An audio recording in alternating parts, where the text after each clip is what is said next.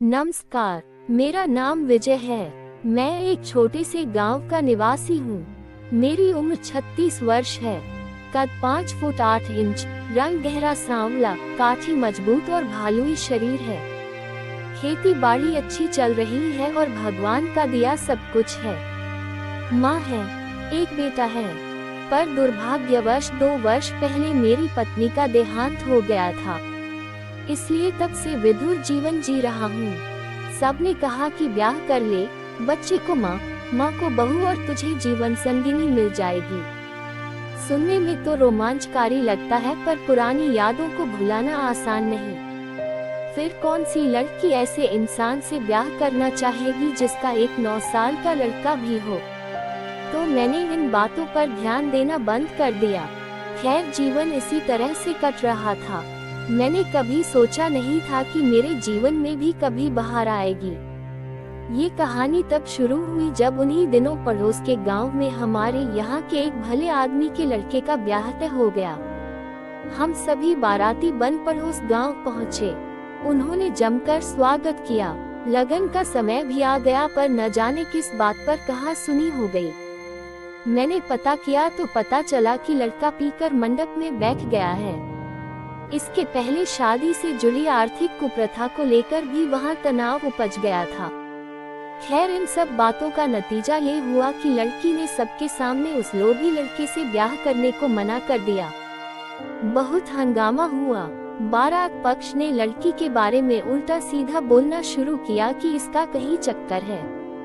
मुझे ये सुनकर बुरा लगा।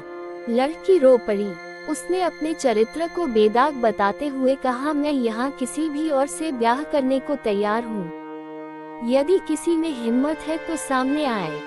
सब चौंक गए और चुप हो गए।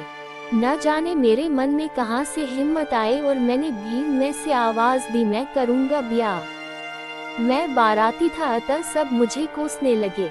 मेरे गांव वाले ही मेरे खिलाफ हो गए। मैंने तो लड़की का चेहरा तक नहीं देखा था।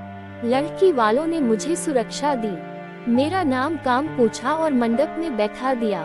मेरे साथ मेरा बेटा भी था, पर किसी ने कुछ नहीं पूछा। ब्याह हो गया और लड़की, जो अब मेरी ब्याहता पत्नी बन चुकी थी, मेरे बेटे के साथ बस में बैठकर मेरे घर आ गई। पूरे गांव में मेरी थू थू हुई, पर मैंने चिंता नहीं की। माँ को सब बताया। मेरी माँ समझदार थी, फिर उसे बहू भी चाहिए थी। मोहल्ले के कुछ लोग इकट्ठे हो गए, रस्में हुई और रात आ गई। मैंने पत्नी से कहा, जो भी आज हुआ उससे तुम दुखी होगी, और वैसे भी यह शादी एक दुर्घटना जैसी ही है, इसलिए तुम पर कोई दबाव नहीं है। मैं तुमसे उम्र में काफी बड़ा हूँ, विधुर हूँ, एक बच्चे का बाप हूँ। तुमने सपने में भी ऐसा पति नहीं सोचा होगा। पत्नी बोली, आपने आज जो मेरे लिए किया उसके लिए मेरा जीवन क्या कई जन्म समर्पित है।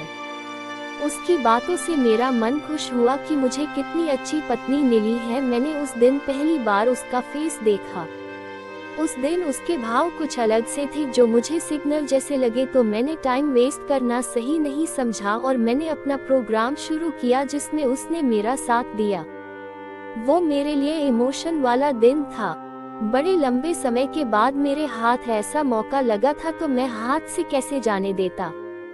उस दिन के बाद से आए गए दिन बस यही सब चलता रहता और मैंने कामकाज में भी ध्यान हटा लिया।